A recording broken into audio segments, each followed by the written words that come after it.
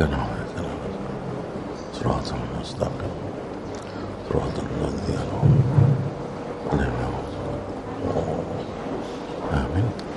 Jadi sebelum kita mulai, kita baca doa semoga Allah melindungi kita dan negara ini dari segala bala, wabak dan sebagainya.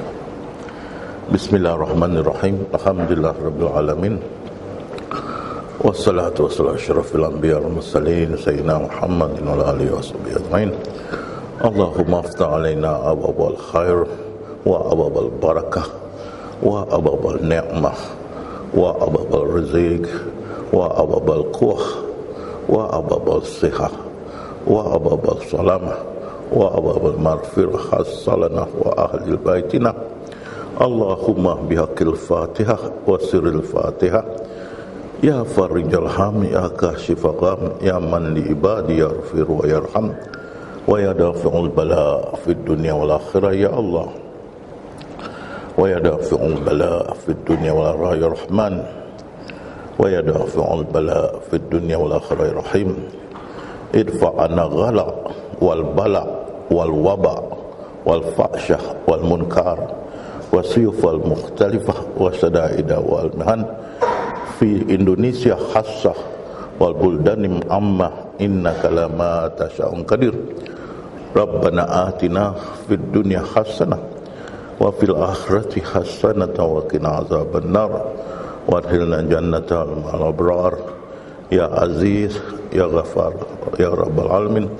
Wa sallallahu ala khairi khalqihi Muhammadin wa alihi wa sahbihi ajma'in.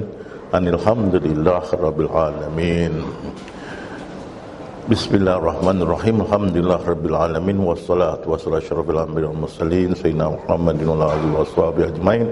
Assalamualaikum warahmatullahi wabarakatuh.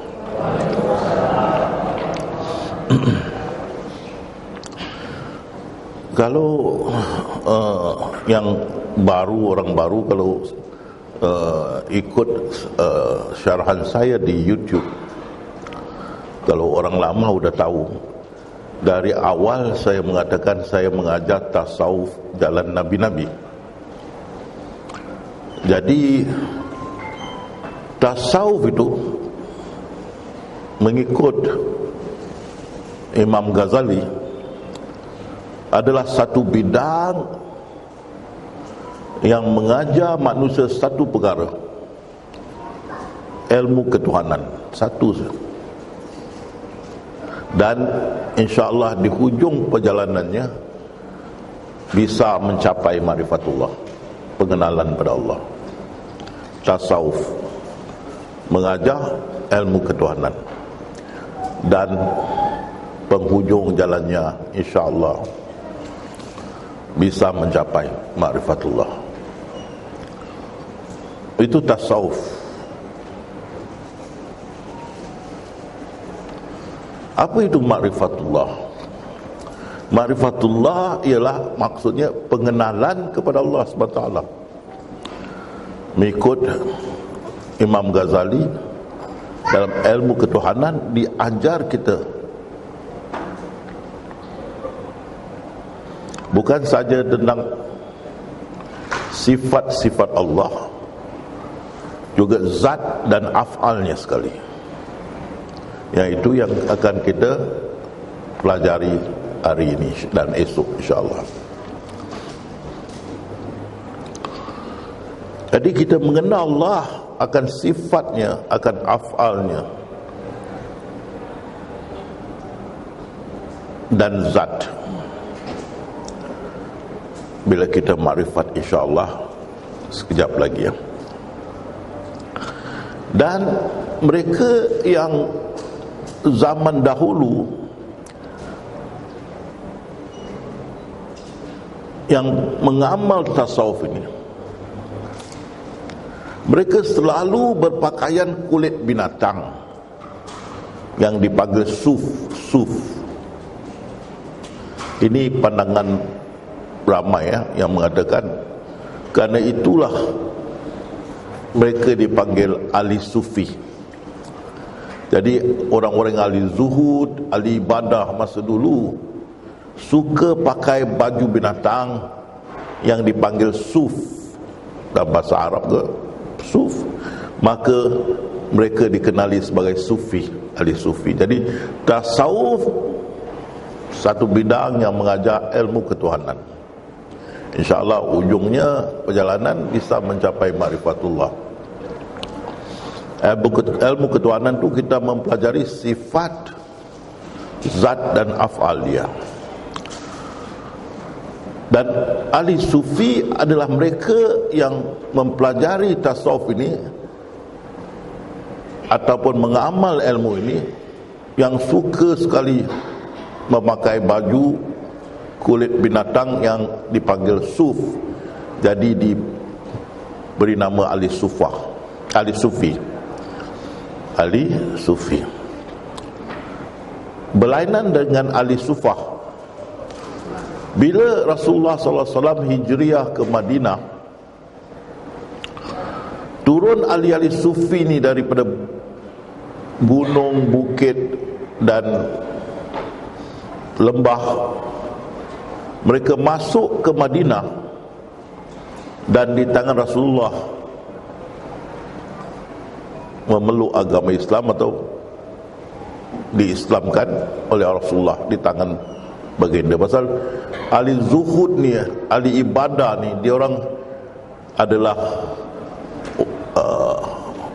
agama Hanif. Hanif mana percaya Tuhan yang satu. Jadi bila dia jumpa Rasulullah di Madinah, mereka mengambil syahadah la ilaha illallah Muhammadur Rasulullah. Ramai turun pergi ke Madinah dan memeluk agama Islam di tangan Rasulullah. Dan juga daripada sirah zaman sebelum adanya Islam, sebelum turunnya Rasulullah, ada menunjukkan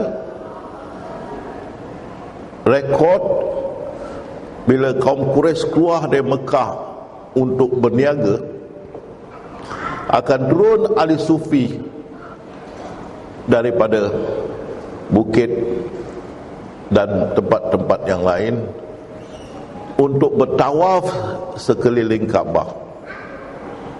Sudah ada, ya. Tapi yang saya mau sampaikan dari segi sejarah,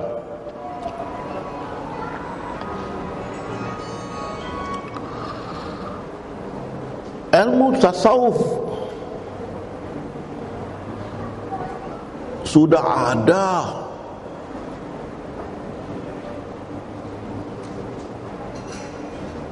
sebelum zaman Islam, dan sebelum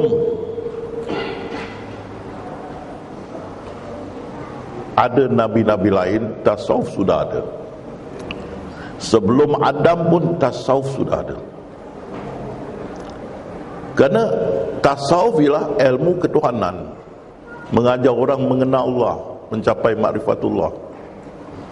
Yang pertama-tama yang mengajar tasawuf ya Allah Subhanahu Wa Taala. Di dalam kita alam azali, belum lahir lagi, dalam alam azali Allah memanggil jiwa kita, setiap jiwa kita, dan Allah kenalkan diri dia kepada kita. Alastu bi rabbikum, bukankah aku Tuhan kamu? Allah sudah ajar tasawuf. Dia sudah makrifatkan jiwa kita. Alam azali belum lahir lagi, sudah dikenalkan. Apa kita jawab? Benar, bala, benar. Allah membuat kesaksian yang kamu akui, aku sudah memperkenalkan diriku kepada kamu. Dibikinnya satu syahadah, supaya kita tidak boleh mengatakan kita tidak kenal dan tidak menyembah dia, tidak boleh. Dan kita tak boleh katakan kita ikut agama datuk nenek kita, jangan persalahkan kita, tak boleh. Setiap individu jiwa sudah kenal pada Allah SWT. Kerana itulah bila saya buka satu pintu makrifat dalam Al-Quran, dalam Al-Quran ni banyak pintu makrifat, saya buka satu, semua pintu makrifat terbuka pada anda. Itu pasal ada jamaah berkata, Ustaz, satu saat saya tak tahu apa-apa Ustaz, lagi satu saat saya faham banyak. Pasal kamu lupa pengenalan yang diberi pada kamu, kamu lupa.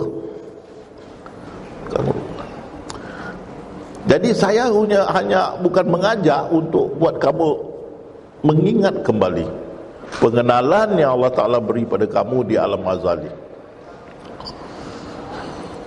Jadi dengan itu memang tidak sukar untuk memakrifatkan orang, dalam setengah jam pun bisa. Bisa.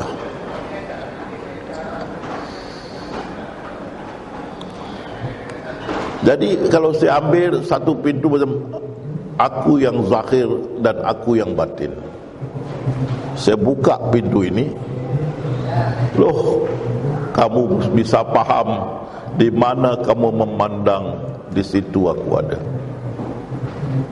Aku lebih dekat dari urat nyawamu. Tidak satu lai daun jatuh dalam kegelapan, aku tahu. Aku yang awal dan aku yang akhir. Aku yang maha besar, maha tinggi, maha luas. Aku sentiasa melihatmu, mengawasi, mengetahui akan apa perbuatan kamu. Aku tahu isi hatimu. Ini semua terbuka pada kamu. Kalian bisa faham. Satu pintu saya buka. Ini semua maknanya sudah faham. Itu makrifatullah, tidak sukar kerana kamu sudah makrifat.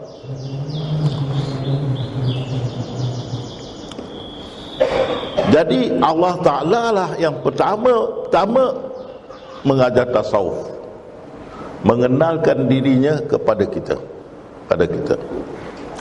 Sesudah itu setiap Nabi, termasuk Rasul-Rasul, lebih dari 124,000 Nabi-Nabi termasuk Rasul-Rasul,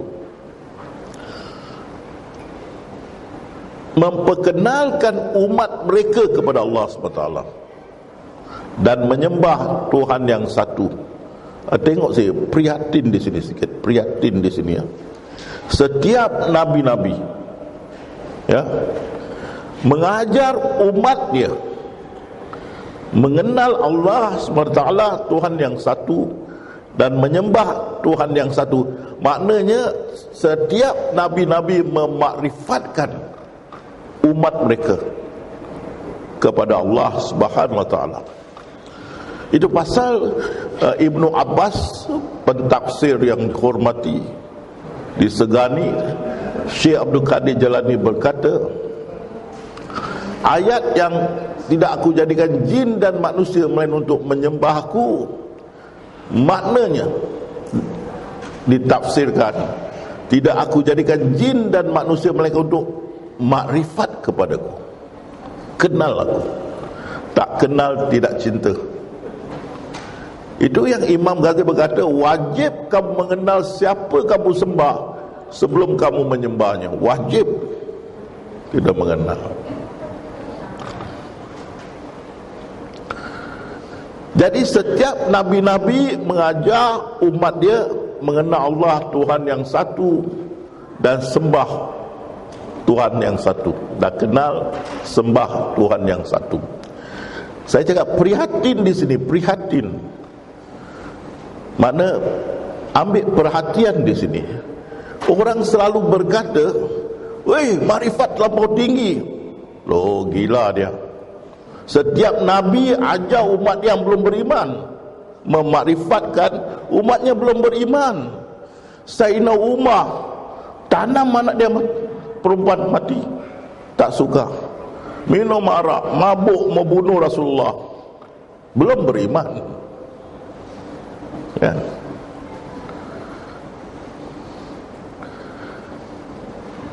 Masih minum arak lagi dan sebagainya.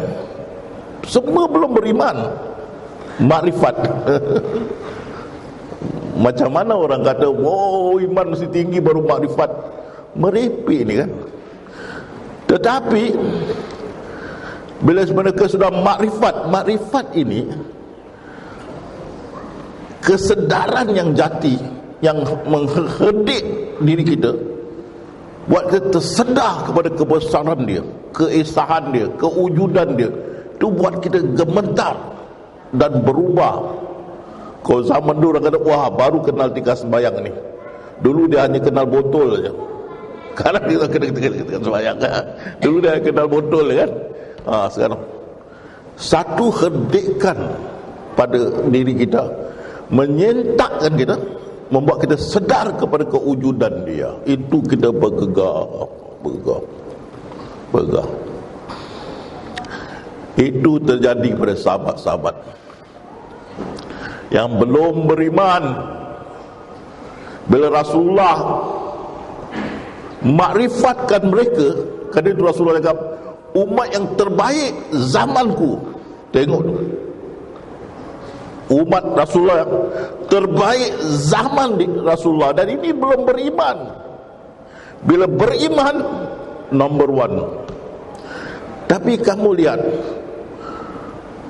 impak dari makrifatullah, banyak yang menangis sahabat, tapi tabah buat juga. Apa dia buatnya?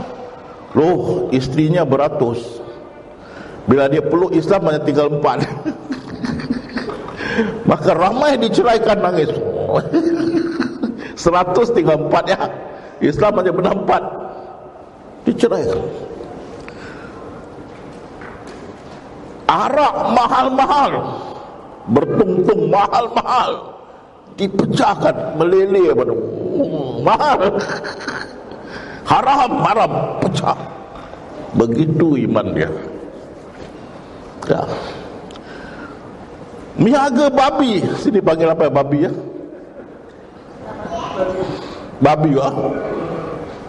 Miaga babi beratus, lepaskan gila. Tengok pengorbanan. Tuhan beratus berhala, semua buang, tinggal satu, pening kepala. Pengorbanan mereka. Tidak ditanam lagi anak perempuan mereka, tidak lagi diberi keistimewaan pada orang perempuan, boleh memiliki harta dan sebagainya dalam Islam. Tengok, saya tanya kalian, kalau faham tadi, Rasulullah makrifatkan, ada kipas panas. Rasulullah makrifatkan sahabat-sahabat baginda yang sudah beriman ke belum? Belum. Macam mana kamu cakap makrifat mesti orang yang sangat tinggi ibadahnya? Merepek itu kan. Dan bukan Rasulullah saja, semua nabi-nabi memakrifatkan umat mereka yang belum beriman. Dan saya juga sudah 60 lebih yang bukan Islam saya makrifatkan. Cuma tunggu mereka mau syahada ya. Tapi udah faham. Bukan Islam. Faham. Sehingga satu doktor berkata, Islam pun ada ini ya. Boleh saya bawa saya punya family? Boleh. Bila saya makrifatkan anak-anak mualaf, ibu bapa mereka datang, mau saya makrifatkan mereka, saya makrifatkan. Tidak susah, itu pasal awaludin mengenal Allah. Itu pasal rukun Islam, syahadah la ilaha illallah. Rukun iman mesti percaya kepada Allah. Kita mesti kenal, wajib Imam Ghazali, wajib kamu kenal siapa kamu sembah sebelum kamu menyembahnya.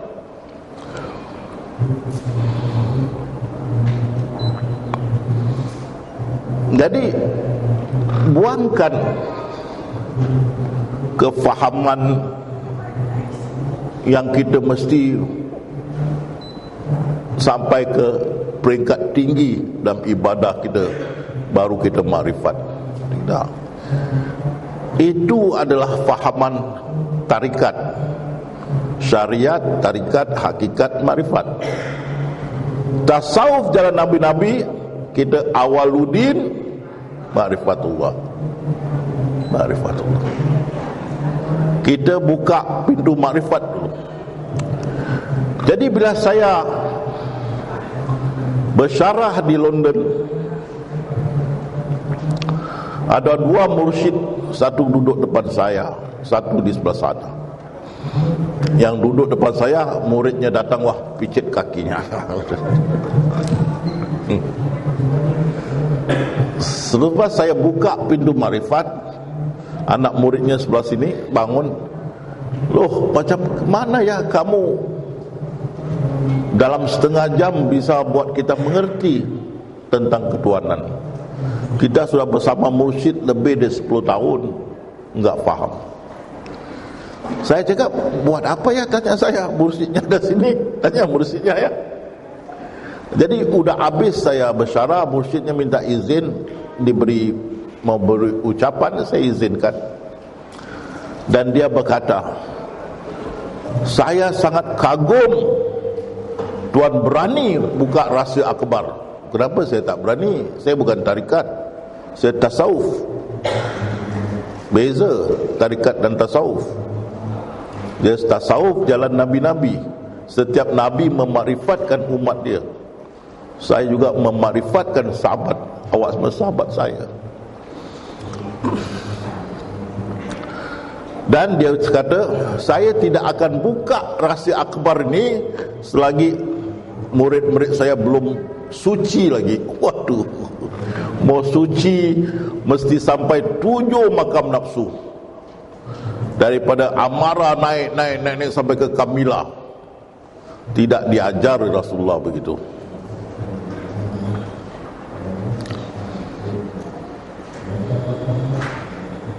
Dan mursyid yang di sebelah sana pun bangun. Dia berkata, kami terimalah cara Tuhan sangat cepat ya, gampang saja ya, buka ya. Bagi kami, perjalanan kami begitulah, tidak begitu gampang, tidak begitu senang, lambat ya, tidak macam cara Tuhan. Tapi itulah cara kami tidak boleh buat apa ya. Dia kata begitu. Itu bezanya tasawuf jalan nabi-nabi dengan tasawuf jalan wali-wali yang dipanggil tarikat. Beza. Dan nanti kita akan masuk berkenaan ini.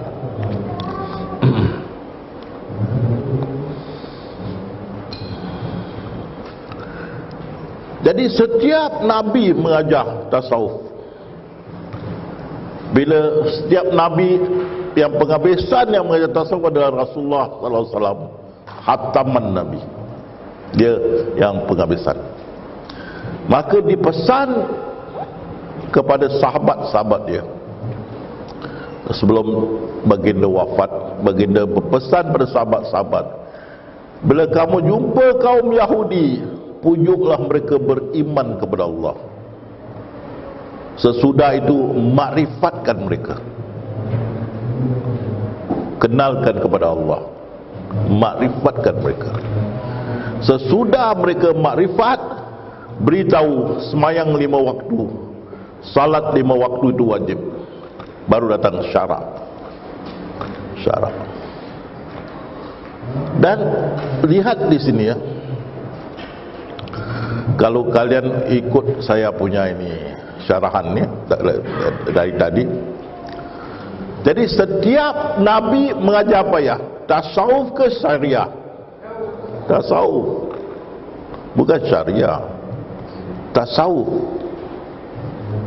memperkenalkan ketuhanan kepada umat-umat mereka. Kerana itu bila saya buka ini pada yang bukan Islam, mereka boleh terima pasal mereka juga ada ketuhanan. Mereka juga ada ilmu ketuhanan, bukan tak ada. Banyak buku dia, awak baca Taoism, awak baca buku Gita, awak baca ini Kristian ya, seperti Gospel Barnabas, banyak tasawuf dalam. Bila kita bincang tentang ketuhanan, mereka boleh terima. Bagi kaum Buddha, mereka berkata ada satu kuasa besar yang mentadbirkan semua ini. Cuma dia tidak beri nama itu Allah, tapi dia terima ada satu kuasa besar mentadbir semua ini. Bagi Hindu, bila dia sampai peringkat nirvana atau Buddhis, nirvana tu dia seorang makrifat, tak ada lagi berhala, tak ada lagi berhala. Kalau kita kaji, jadi inilah kesilapan dakwah kita. Dakwah kita di dunia ini silap dia. Kita dakwatul Islamiyah, kita ajak Islam. Kamu mengajak Islam pada umat dahulu, mereka tidak tahu Islam. Islam zaman Rasulullah timbul. Di penghujung dakwah Rasulullah, Allah berfirman, hari ini aku sempurnakan agama bagimu dan aku terima agama Islam tu agama di sisiku. Baru di hujung perjalanan baru timbul Islam, baru agama bernama Islam. Sebelum itu belum ada agama, belum ada nama. Agama Isa, agama Musa, agama Ibrahim, tak ada Islam. Jadi bila kamu dakwah Islam pada yang bukan Islam, mereka tidak terima, mereka tidak tahu Islam. Tapi kalau kamu dakwah tentang ketuhanan, ya, boleh duduk semeja, boleh bincang. Ini saya punya pengalaman. Saya dah sama mereka 4 kali. Satu di Thailand, di Bangkok, hotel Holiday, hotel Ambassador, sekali dengan mereka berhujah. Kedua di Genting Highland, berhujah dengan mereka. 2 kali di Sunway Lagoon, hotel sana. Mereka bisa terima dan mereka bisa menunggu untuk berdikasi lagi. Ketuhanan mereka tahu.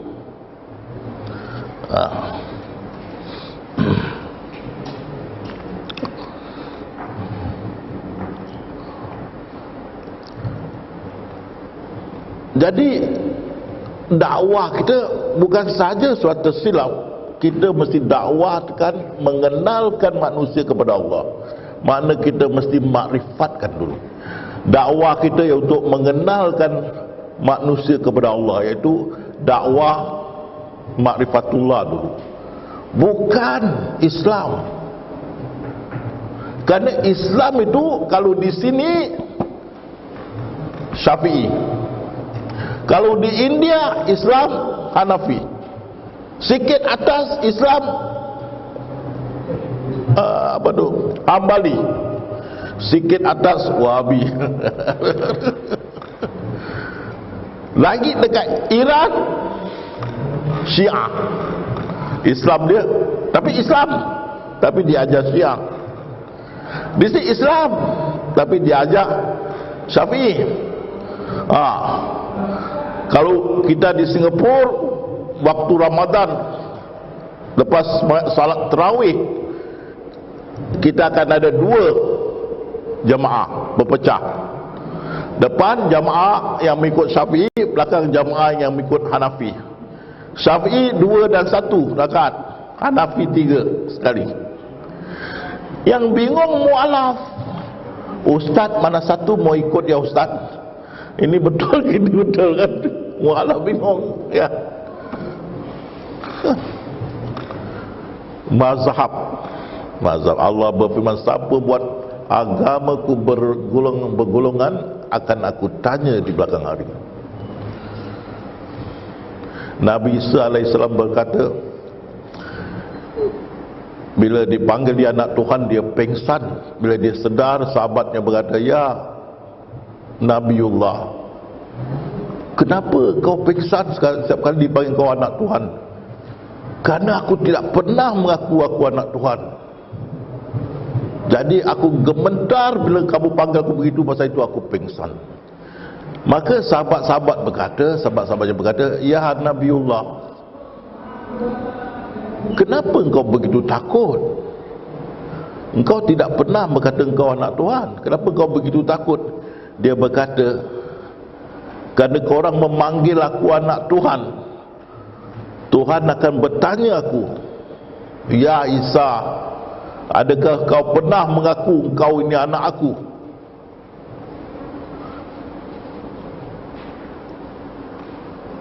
Hanya ditanya je, dia rasa macam masuk 10 neraka. Ditanya, belum dimasukkan neraka, ditanya. Kerana kau orang, aku ditanya oleh Allah, dan aku rasa macam aku masuk 10 neraka. Tak bisa, ditanya. Dan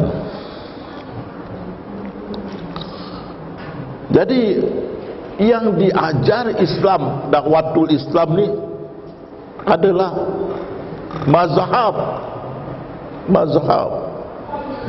Macam duit siling, depan kepala, belakang bunga, duit siling. Begitu Islam depan, belakang mazhab. Kan, mazhab. Jadi ini yang kita tersalah dakwah.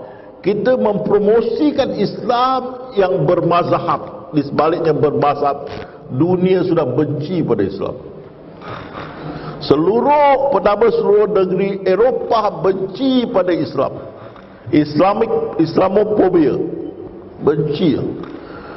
Habis kaum muslimah kita, ditariknya telekungnya, dibakar dari belakang, ditumbuk hingga pingsan, ditendangnya, diludah jangan cakap, dihina jangan cakap. Banyak sekali saya simpan di keratan-keratan, karena kita salah dakwah kita mempromosikan Islam, dan mereka tengok Islam yang ditunjuk sangat keras, sehingga anak perempuan mereka menjadi moden, dibunuh, tinggal di England. Anak perempuannya ada cewek, lelaki apa ya, cowok, dibunuhnya. Tu tak masuk di akal. Tidak boleh integrasi dengan masyarakat lain, dibunuh.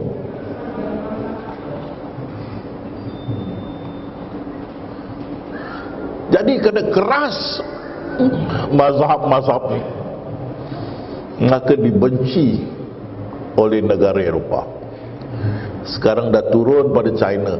Alamak, milion ditangkap masuk, milion Uyghur Islam dan sebagainya. Pasal kita mempromosi Islam, mazhab. Sekarang India ada baca, dipukul, dibakar masjid, bakar. Kita mempromosikan Islam. Tukar ini dakwah. Awaluddin promosikan ketuhanan, insya-Allah bisa diterima mereka, bisa berhujah di televisyen di mana. Tidak perlu kekerasan, tak perlu syariah yang keras, tidak perlu. mesti mengubah kita punya dakwah. Tidak boleh lagi dakwah Islam yang di belakangnya mazhab. Mesti dakwakan mengenal Allah Subhanahu wa taala. Tidak sangka daripada negara barat Eropah turun ke China, kebencian ini. Sekarang turun ke India, tak tahu di mana lagi. Saya tidak mungkin di Indonesia, insyaAllah. Kalau apa berlaku, saya bawa family saya lari ke Indonesia. Sini insyaAllah aman. Pasal di sini banyak Islam kita ya. Dibenci ya, astagfirullahalazim. Kerana dakwah kita silap. Kita berdakwah kita itu mazhab. Ada mazhab yang sangat keras seperti Wahabi, fahaman mereka sangat keras. Salafi keras. Itu yang tidak boleh diterima oleh negara-negara barat, China, India.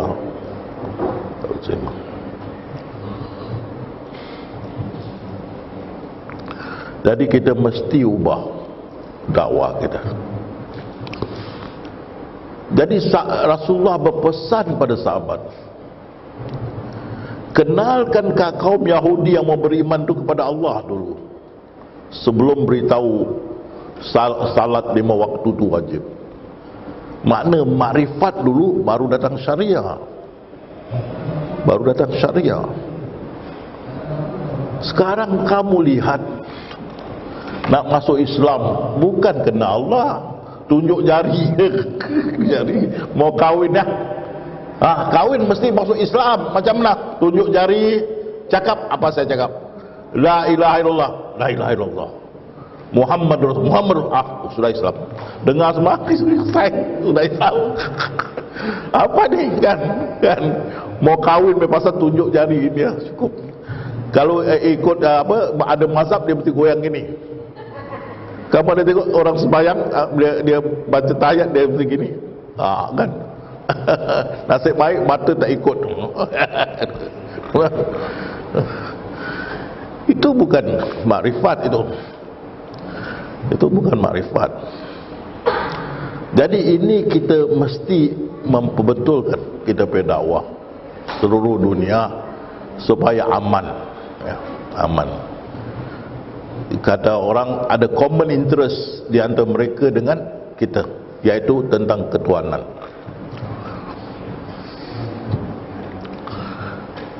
Jadi bila sahabat-sahabat tak ada, siapa itu sahabat? Sahabat adalah orang yang berjumpa Rasulullah, itu dipanggil sahabat. Selepas sahabat dipanggil tabiun, mereka yang jumpa sahabat tak berjumpa Rasulullah.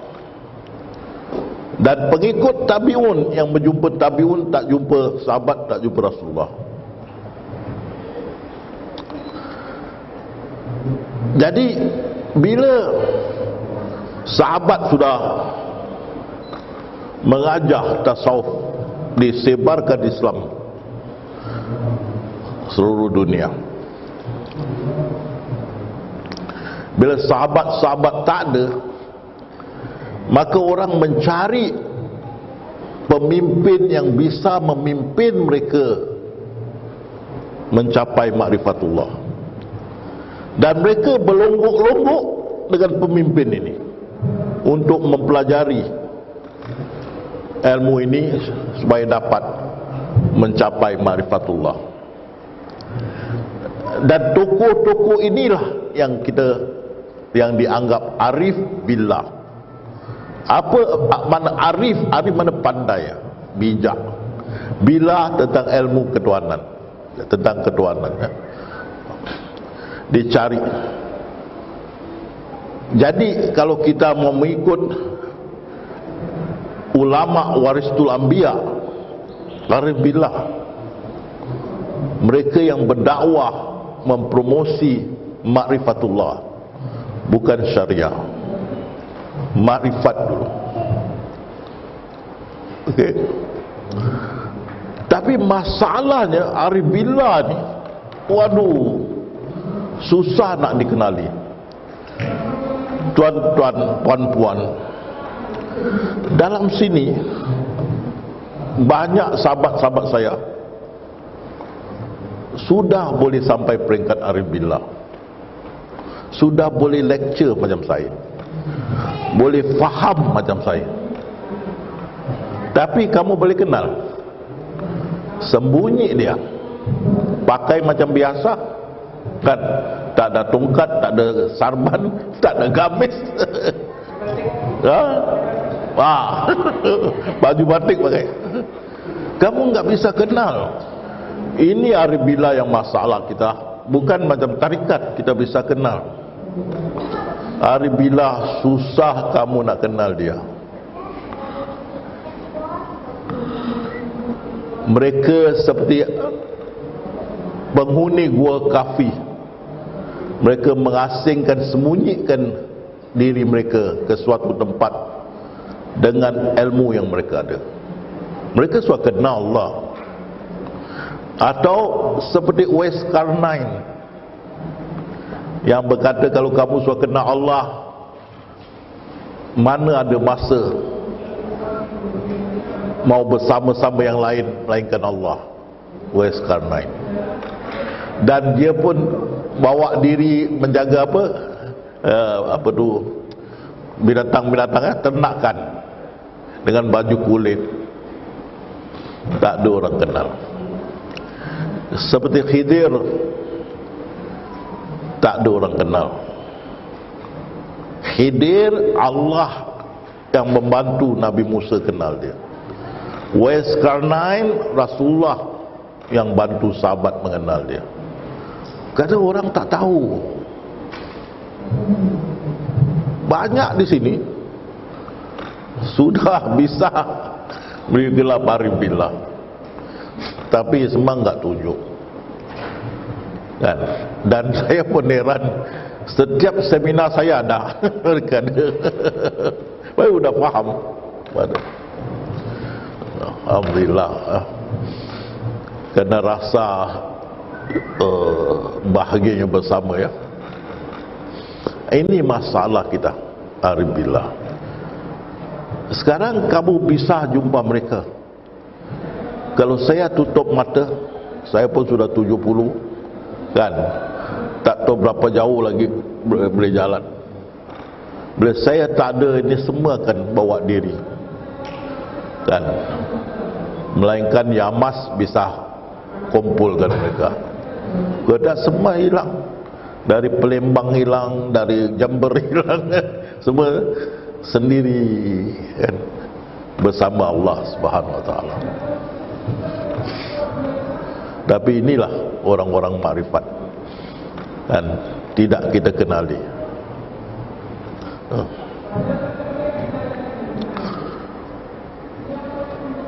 Jadi nak cari makrifat ini, carilah Arif Billah. Tapi banyaknya tersalah, dapat Arif Belah. Kamu dapat Arif Belah, tapilah kamu kena belah. Itu yang Imam Ahmad Rifai dengar mereka punya percakapan, dengar syarahan mereka.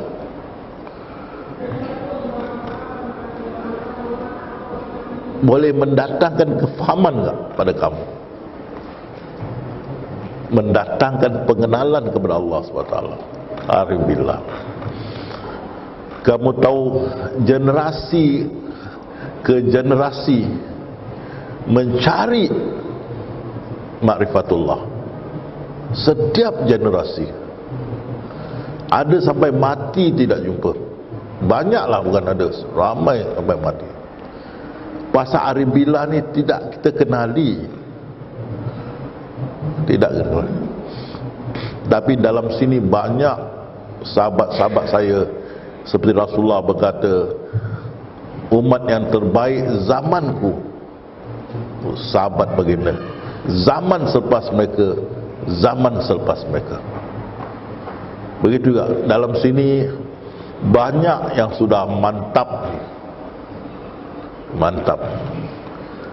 dan sayangnya kalau saya nggak ada, mungkin mereka pun nggak mau mengajar. Pasal selalu saya katakan, tak ada kerja, jangan cari kerja. kan pasal tanggungjawabnya berat ya, bukan ringan ya, berat. Lagi kita ahli sufi,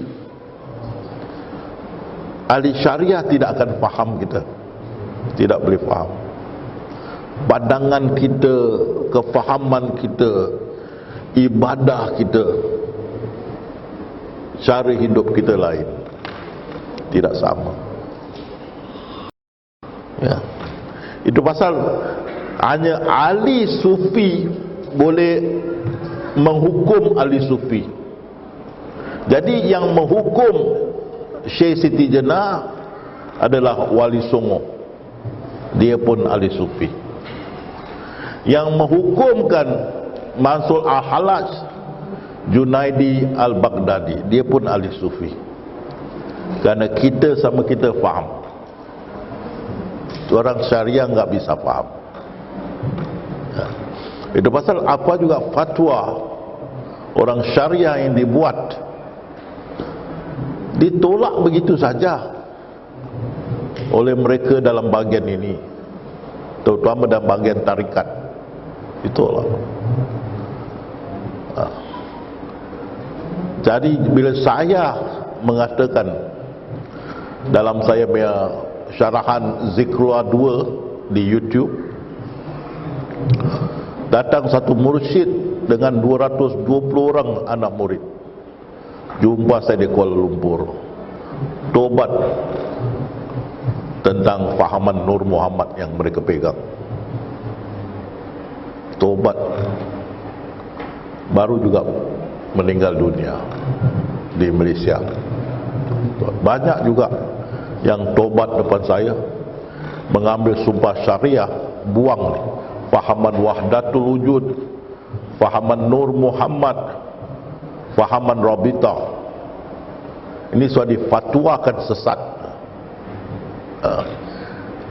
Tapi fatwa itu datang daripada syariah, mereka tidak hiraukan.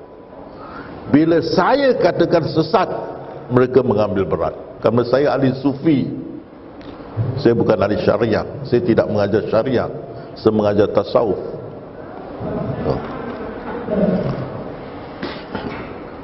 Jadi kita tengok tentang ini saran saya tadi. Jadi Islam tu ada 3: tasawuf, syariah, tarikat. Kita katakan tadi tasawuf, sejarah. Imam Ghazali berkata, itulah tasawuf ada tuntutan yang dapat menyampaikan manusia kepada ma'rifatullah atau mengenal Tuhan dengan sebenar-benarnya ma'rifat. Karena itu jumhur ulama khalaf dan salaf mengatakan awaluddin ma'rifatullah. Yang pertama-tama mengenalkan kita pada Allah adalah Allah sendiri.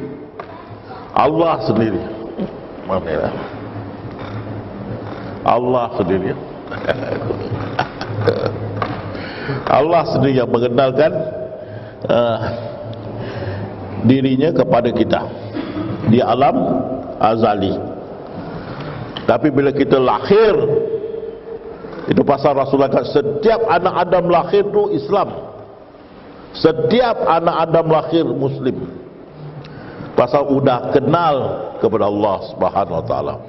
Tapi syaitan menyesatkannya, dan lepas tu dia menyesatkan keluarganya. Mak bapak tu menyesatkan anaknya, kan?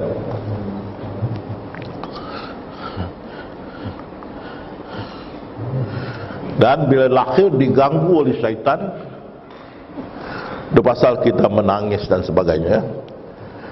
Maka Allah hantar 124,000 nabi-nabi termasuk rasul-rasul untuk memakrifatkan umat mereka yang tidak beriman. Dan tidak kami utuskan seorang rasul pun sebelum kamu, melainkan kami wahyukan kepadanya, tidak ada Tuhan yang hak melainkan aku, maka sembahlah olehmu selain sekalian akan aku. Itu satu pesanan yang nak disampaikan. Tuhan itu satu, sembahlah Tuhan yang satu itu.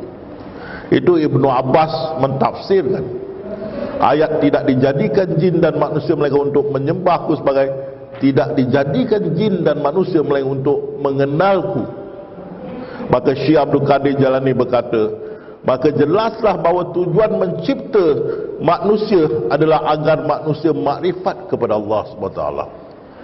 Setiap Nabi mengajar makrifat. Kerana itu tasawuf berasaskan agama merupakan fenomena umum pada semua agama. Semua agama ada ketuhanan. Semua. Sama ada Samawi, agama Samawi atau agama Timur Lama. Mengikut sirah, rekod pra-Islam, zaman sebelum Islam, apabila semua penduduk Makkah telah meninggalkan Makkah, seorang ahli sufi sering datang dari tempat yang jauh untuk melakukan tawaf mengelilingi Kaabah. Dan penghabisan Nabi yang dihantar dari Rasulullah, khataman Nabi. Dan bila baginda hijriah ke Madinah, sesudah diketahui bahawa sesudah Nabi SAW berhijrah ke Madinah, ramai ahli sufi yang ada di pergunungan dan lembah turun berjumpa baginda di Madinah dan memeluk agama Islam di tangan baginda. Dan mereka diletakkan dengan sahabat-sahabat yang berhijriah, yang tidak ada tempat duduk di Masjid Nabawi. Ditempatkan ahli sufi ni dengan sahabat-sahabat ni dan dipanggil mereka ahli sufah. Sayangnya Rasulullah kepada mereka, Rasulullah berkata, makan untuk 2 orang cukup untuk 3, 3 cukup untuk 4, supaya dijemput ini ahli sufi makan bersama, ya.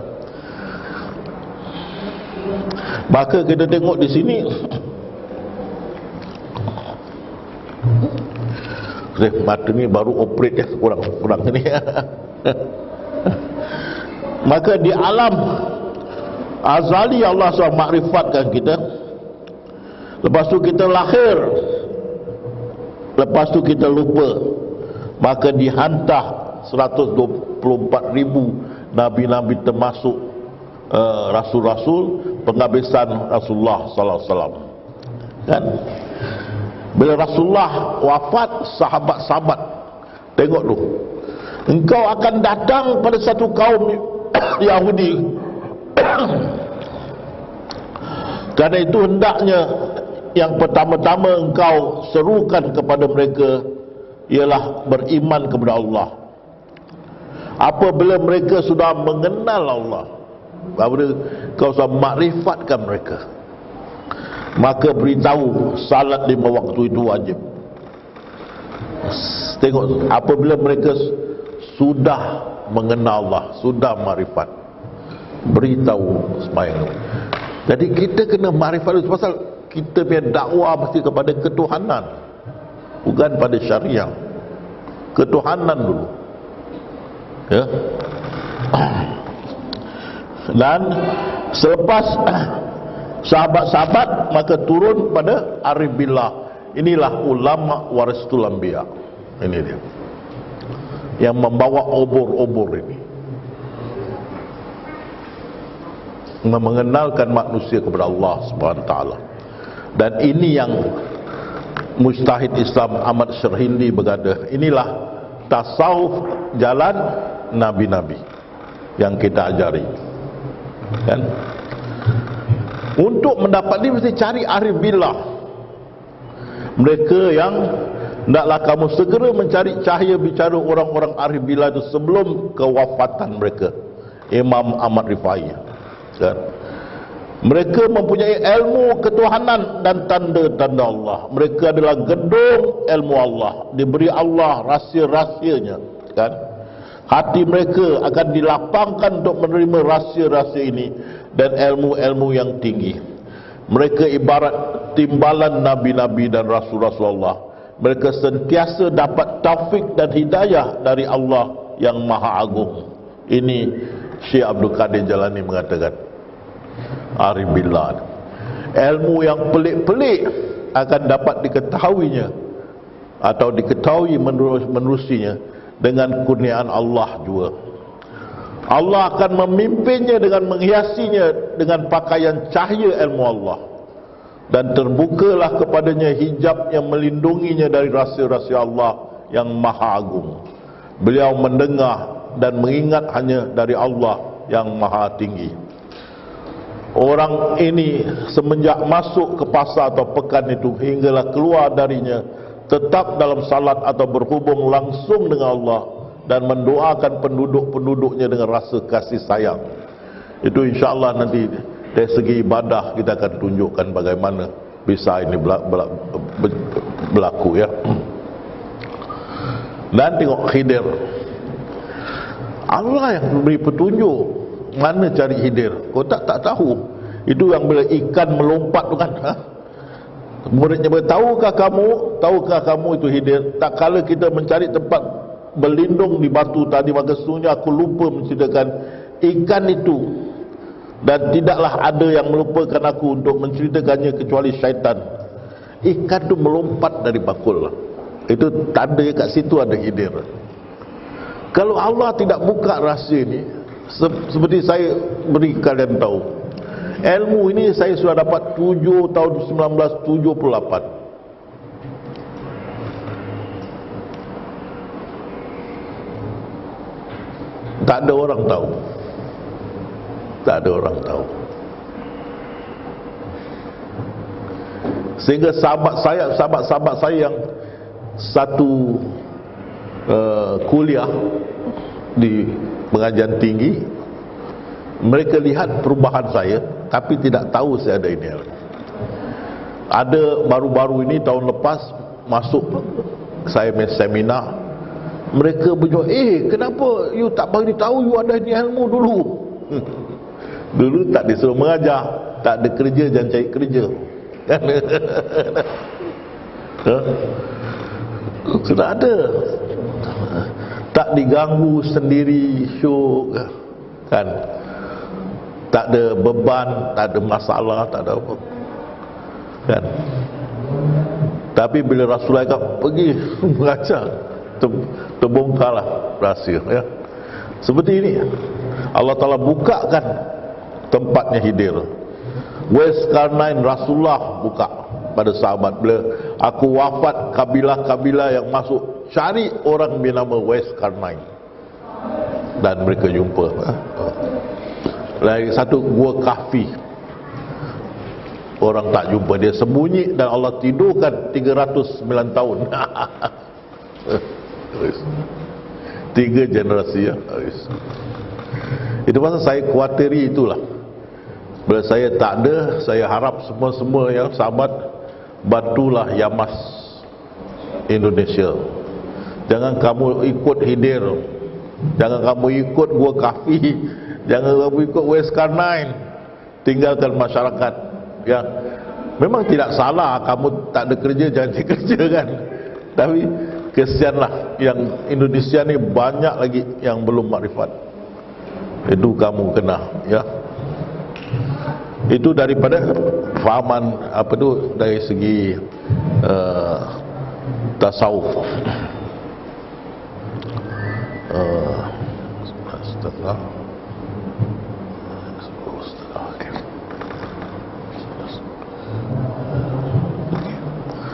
Kita sekarang dari syariah masuk bagian syariah.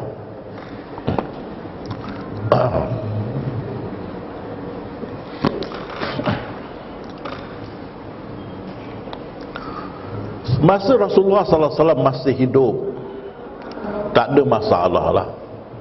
Apa masalah agama kita rujuk ke Rasulullah, kita akan dapat jawapan, tak ada masalah ya. Pesan pada sahabat, aku tinggalkan kamu 2 perkara, kalau kamu pegang kamu tidak akan sesat. Yang pertama apa ya? Al-Quran. Yang kedua as-sunnah dia. Pegang ni, kamu tidak sesat. Dan ada hadis dia lagi satu. Dan kalau tidak kamu dapat jawapannya di Al-Quran dan di As-Sunnah, carilah As-Sunnah sahabat-sahabatku yang dapat petunjuk.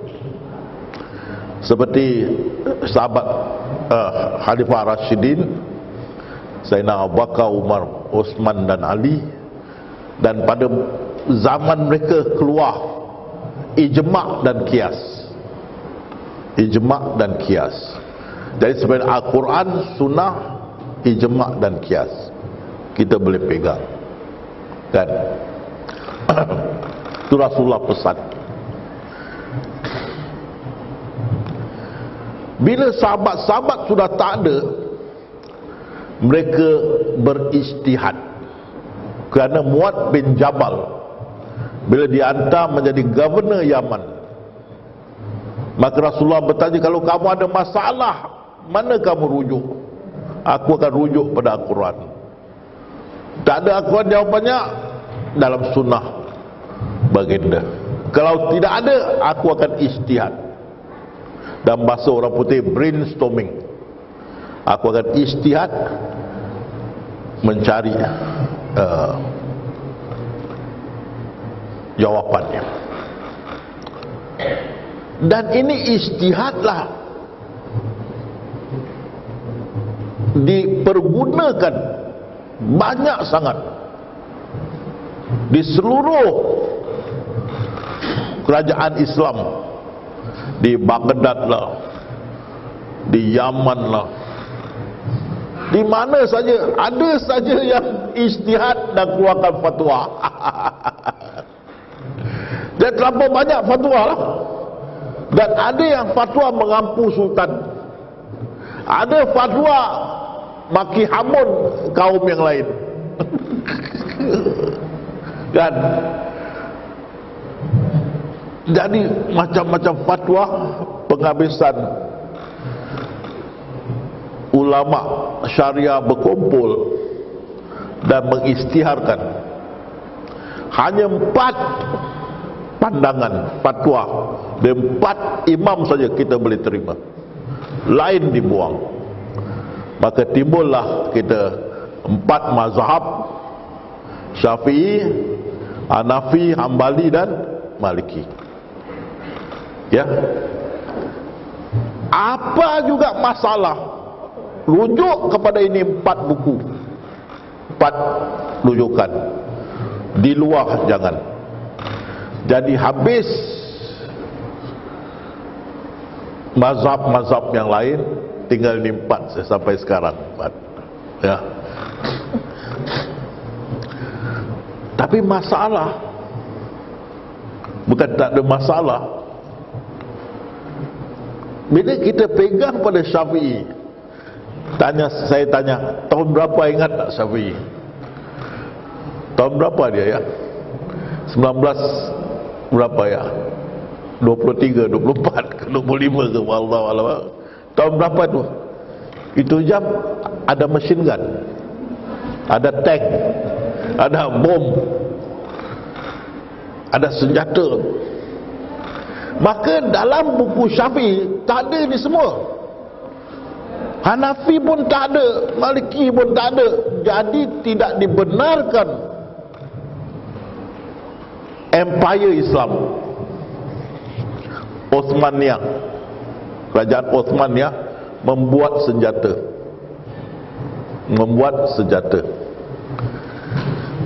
dibakar telefon lain kerana ini tak ada dalam kitab. Habis Sultan tak boleh beri arahan pada dia punya askar-askar di Saudi dan sebagainya. Dipukul Sultan punya messenger naik basikal. Dia cakap basikal tu kuda syaitan. Dia pukul.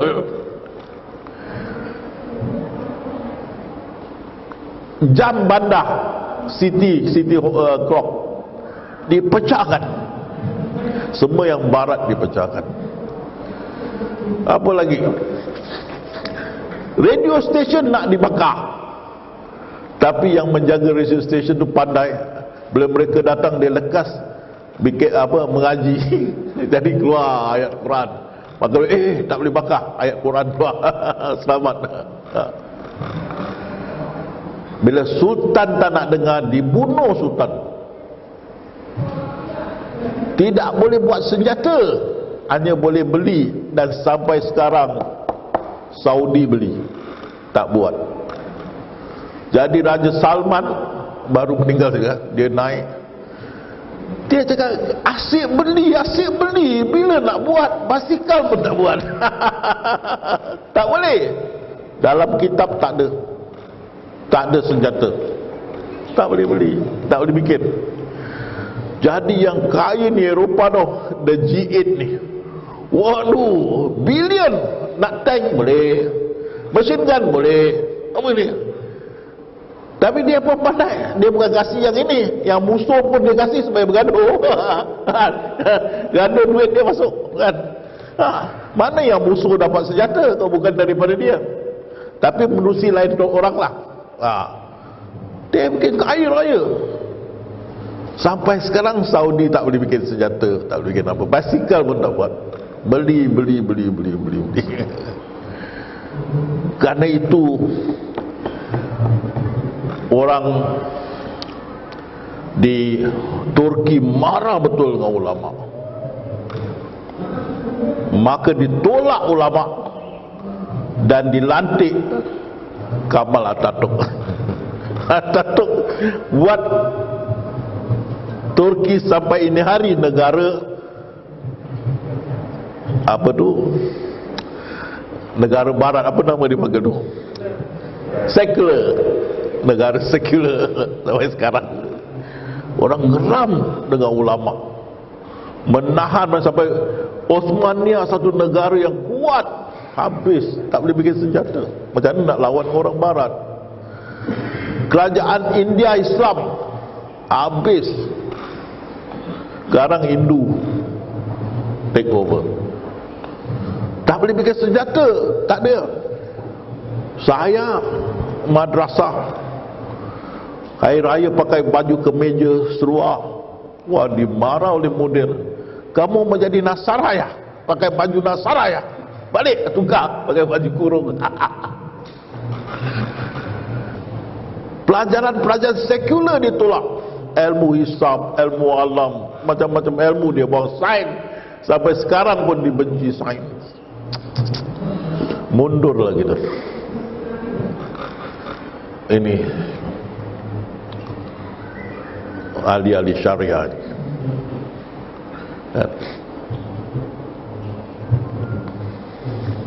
Dan sangat keras pegangannya pada syarak. Tetapi kita sudah diberitahu Rasulullah, mereka akan ikut jejak langkah masyarakat lama, sehingga mereka masuk ke lubang biawak, mereka akan masuk. Jadi kita kena perhati ni, syariah Nabi Ibrahim tak ada lagi, yang ada ahli tasawuf yang tinggal.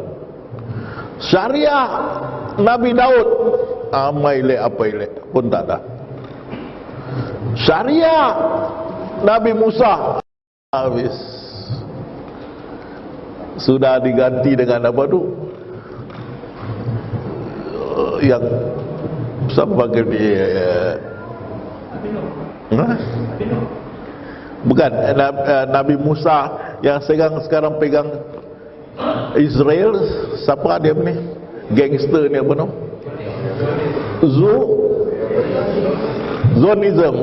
Zionism habis. Syariah Nabi Isa sudah ganti free will, human right. Sekarang di England, lelaki Islam sudah kahwin sah. Ada baca? Dua-dua lelaki kahwin. Pening kepala.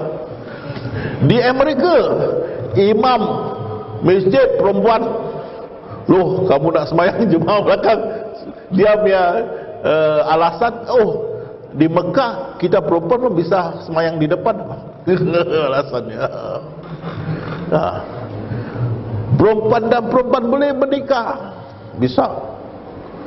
Free will, tepuk dada tanya selera, free will. Dan kita pun kena jaga, kalau kita akan ikut sama. Sekarang Al-Quran sudah baru diubah sekarang.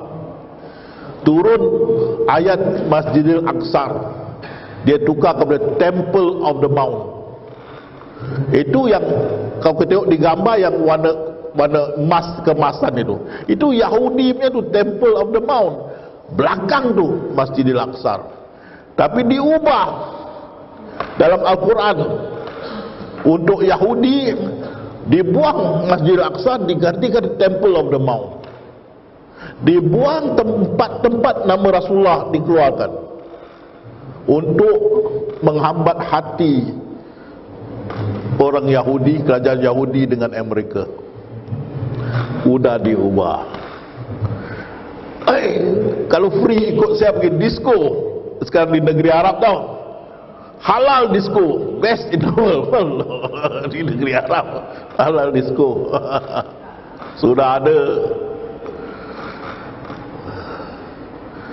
Dan kita tengok politik.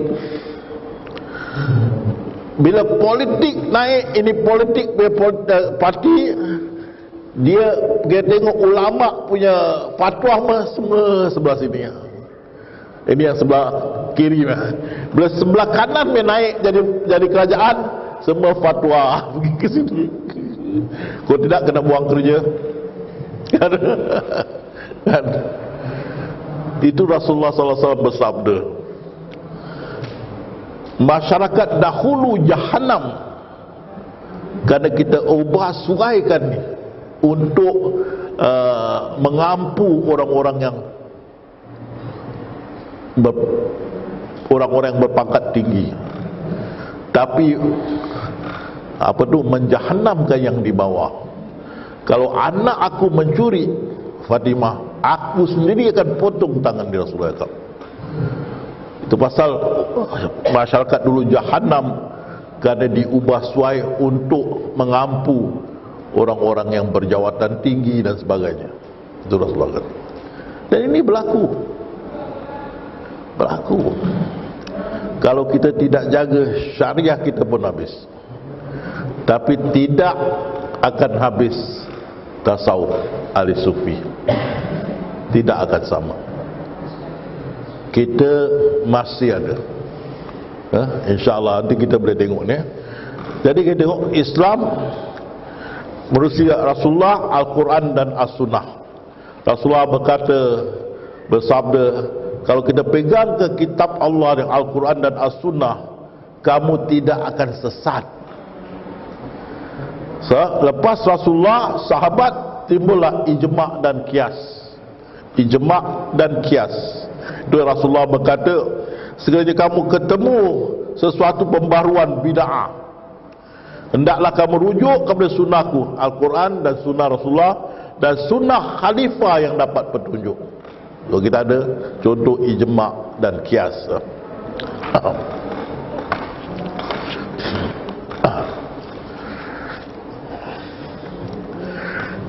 Jadi bila Rasulullah SWT tak ada, saya dah terangkan dari Pak Muad bin Jabal. Lepas tu orang berijtihad sana sini buat fatwa. Maka pada tahun Hijriah keempat, kelima gitu, Imam Ar-Ramain mendakwa bahawa telah berlaku ijma' di kalangan muhakkikin bahawa tidak dibolehkan mengikut pendapat para sahabat, tapi wajib mengikut pendapat para imam mazhab. Ibnu Salah berkata wajib taklid kepada imam yang empat itu, Syafi'i, Hanafi, Hambali, Maliki. Jadi kita tengok ni, mula-mula Al-Quran, Sunnah, lepas tu ijma' kias, masa sahabat, lepas tabi'in, taklid ikut mazhab, taklid ikut mazhab sampai sekarang. Mengikut Syafi'i ini haram. Dia tak balik pada Quran, dia tak balik pada As-Sunnah. Mengikut Hanafi, macam mana? Saya ada satu kasus dia sudah lafaz cerai istrinya, orang Melayu kita. Tapi sahabat dengan orang India. Sahabatnya orang Pakistan banyak. Jadi dah lafaz cerai 2-3 hari itu ditidurinya istrinya sampai dapat 4 anak. Udah itu bergaduh lagi, balik pada syariah court, mahkamah syariah. Maka dikhabarkan yang dulu suami sudah lafaz cerai. Suami betul, saya sudah lafaz cerai. Kamu udah rujuk belum? Woi, saya udah tidur dengan dia. Tidak, Syafi'i mau lafaz, aku ambil kamu kembali. Mesti mau lafaz rujuk, lisan, aku ambil kamu kembali. Tidur nggak bisa. Hanafi cium bisa, cium dia belum bisa. Syafi'i nggak bisa, mesti mau lafaz, aku ambil kamu kembali. Ya. Jadi saya punya jaksa bawah saya, dia yang buat itu kasus. Dia minta tahan sekejap, dia telefon saya. Dia panggil saya abang, bang, apa pasal? Ini apa nih?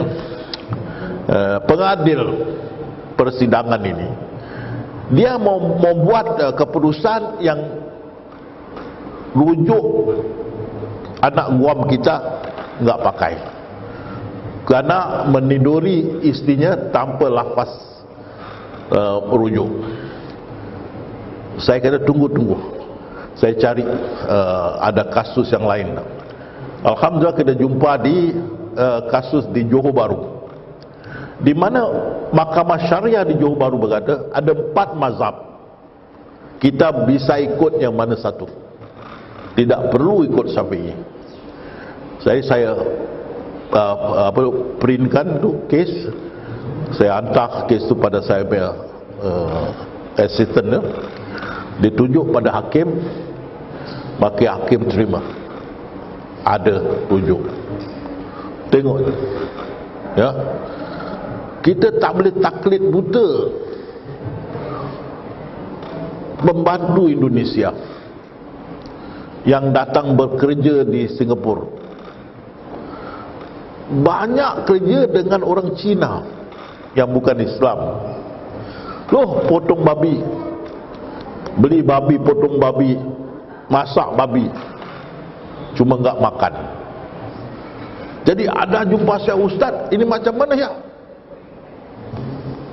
Beli babi, potong babi, masak babi. Saya cakap, Maliki cakap okey. Imam Maliki okey, cuma jangan makan. Tidur boleh, cium boleh, semua boleh, makan tak boleh. Kalau mereka taklid pada ini okey, tak taklid pun saya bisa, pasal ada satu imam cakap bisa, baru diam. Ya, macam mana ni?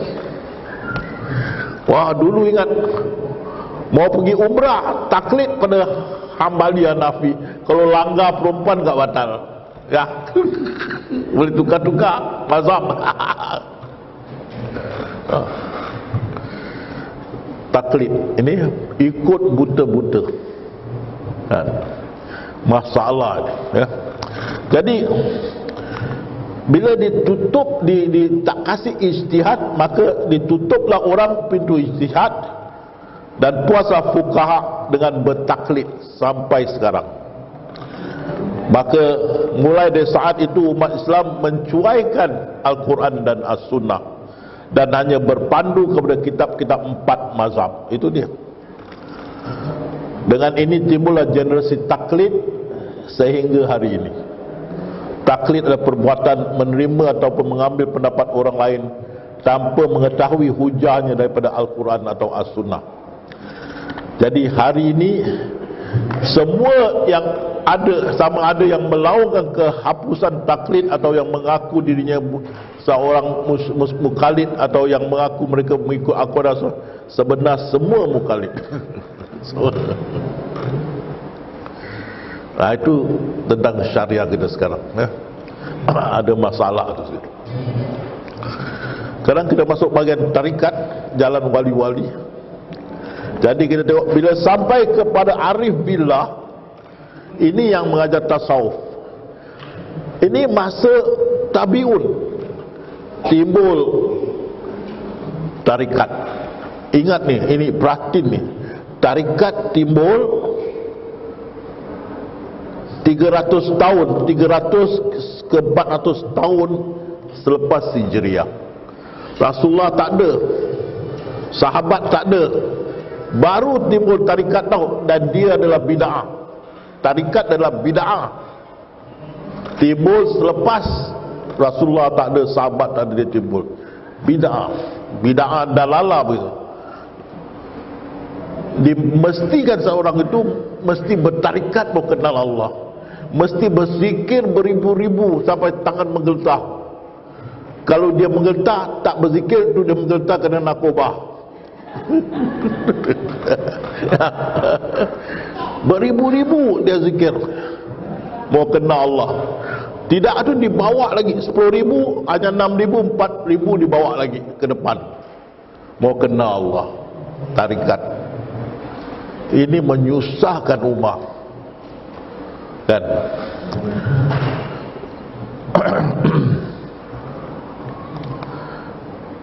Dan ini adalah satu bid'ah, satu yang baru. Tarikat makna sistem. Sistem, dia bukan ilmu.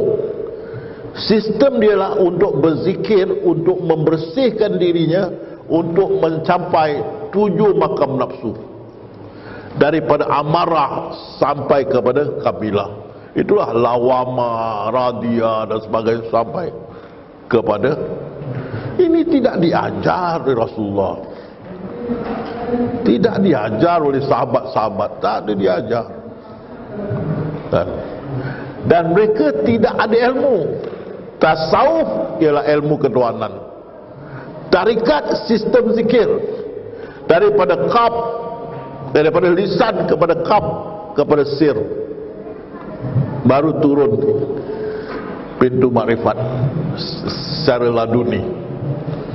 Berapa yang dapat? Sedikit saja. Banyak hancur di tepi jalan. Sedikit saja.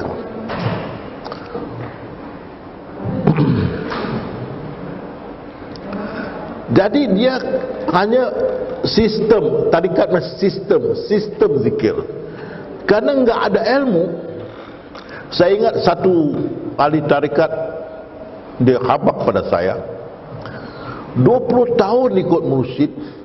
Nak cerita ke Allah Maha Besar saya tak tahu. Ikut ustaz tak sampai setengah jam sudah bisa terangkan bagaimana Allah Maha Besar. Beza. Tarikat bukan ilmu, tarikat sistem zikir. Kerana banyak orang dia sangat tidak gembira, ya, tidak bahagia, kerana dalam tarikat tidak mempelajari apa-apa, hanya zikir, ya. Maka dimasukkan fahaman wahdatul wujud, dimasukkan fahaman Nur Muhammad. Kebanyakan tarikat ni ada kedua-duanya, wahdatul wujud dan Nur Muhammad. Dan ini dua-dua sesat. Fahaman ni dua-dua sesat. Ini fahaman dua-dua ni bukan dari tarikat. Ini dua-dua fahaman datang daripada ahli tasawuf yang menyeleweng, bukan daripada tarikat. Fahaman wahdatul wujud zaman Sayyidina Ali, dihukum pengikutnya dibakar sampai mati. Wahdatul wujud. Lepas tu timbul Nur Muhammad,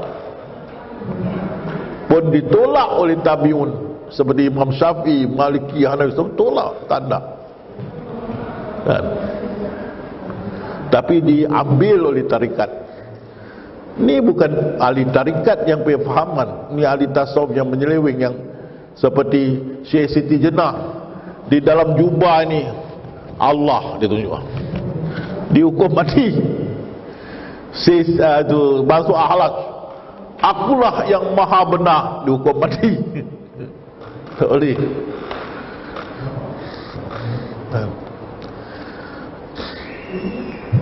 Jadi ingat ni, perhatiin ni, tarikat timbul 300 ke 400 tahun Hijriah. Rasulullah tak ada, sahabat-sahabat tak ada. Tak ada Rasulullah berkata aku ada tarikat. Tak ada sahabat-sahabat berkata aku ada tarikat. Tak ada. Kan? Dan di sini kita pada abad ketiga dan keempat Hijriah terdapat ramailah tasawuf, peminat tasawuf duduk berkumpul-kumpul di sekeliling toko-toko tersebut dengan tujuan untuk memudahkan toko itu mendidik murid-muridnya cara tertentu untuk mencapai makrifatullah. Maka pemimpin ini cubalah berapa sistem, berapa style zikir, wirid, dan mereka timbullah sistem zikir atau dinamakan tarikat. Ini yang Ahmad Serindi berkata jalan wali-wali. Maka di sinilah buat pertama kali wujudnya tarikat tasawuf dalam Islam, abad ketiga dan abad keempat Hijriah. Zaman Rasulullah tak ada, zaman sahabat tak ada. Di dalam Hijriah ketiga, keempat, abad ketiga, keempat baru timbul. Dan ini sistem dia, kan? Kita tengok kita mesti ada mursyid, baiat dengan mursyid. Belakang diberi kita zikir atau wirid daripada lisan kepada qalb, kepada sir. Lepas tu kita diam dan tunggu terbukanya, datangnya ilham yang memakrifatkannya. Kamu tahu, saya cari macam mana tarikat dapat makrifat. Tahu, hanya satu buku saja ada, Qadi As-Sufi. Dia saja yang buka. Lain pun tak ada cerita bagaimana orang tarikat dapat makrifat. Tak ada. Lepas tu buku ini ditiru oleh Martin Link, ahli sufi abad ke-20-an, the 20th century ya. Dia ikut, tapi datang dia Qadi As-Sufi, dia punya buku ada. Bagaimana itulah, dah zikir-zikir sampai sir dalam sini, minda duduk diam, tunggu ilham turun. Kan? Bila ilham turun baru makrifat, baru diijazah dan talkinkan mereka. Kenapa zikir begitu banyak? Mau lawan 7 nafsu mau angkat, kan? Daripada amarah, lawama, mulhamah, mutmainnah, rabitah, mardiyah, kamilah. Waduh. Sana tak diajar. Mati umat Islam begini ya. Ya. Dan itu timbullah institut atau pesantren itu ya. Dan akhir abad keempat Hijriah maka merebak ke seluruh dunia ya. Seluruh dunia. Maka ditanya pada tarikat Alawiyah, Syekh Ahmad Alawi,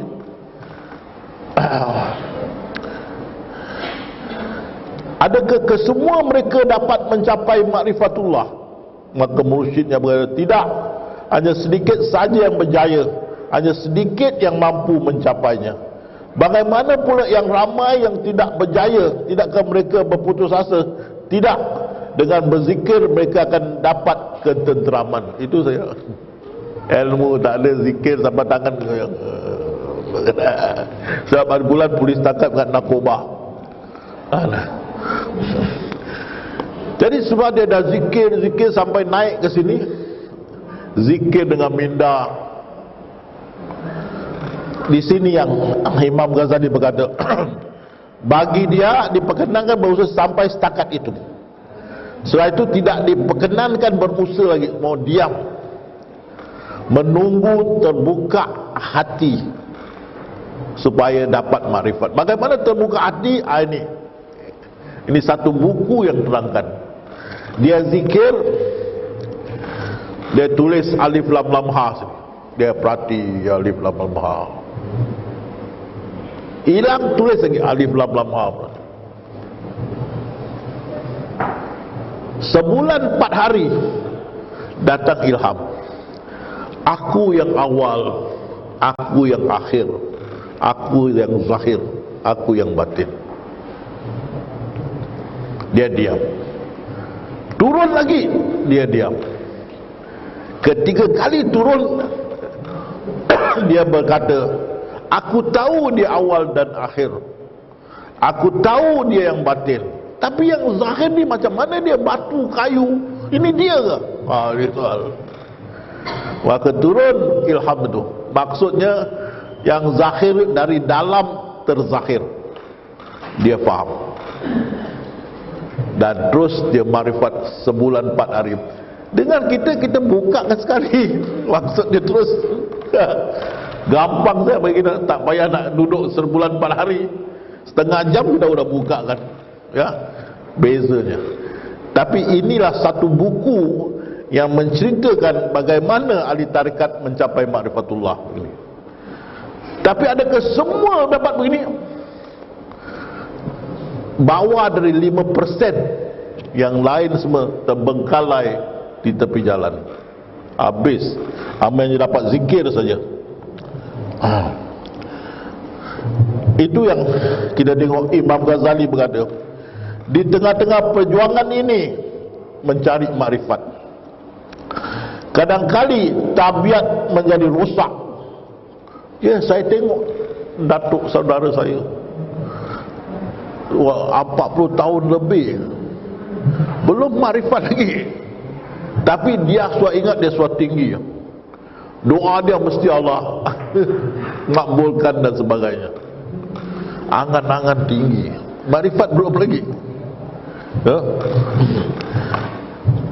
Apabila latihan dan pendidikan nafsu tidak mendahului datangnya hakikat segala ilmu itu makrifat, maka akan maharaja lele di hati khayalan-khayalan yang merusakkan,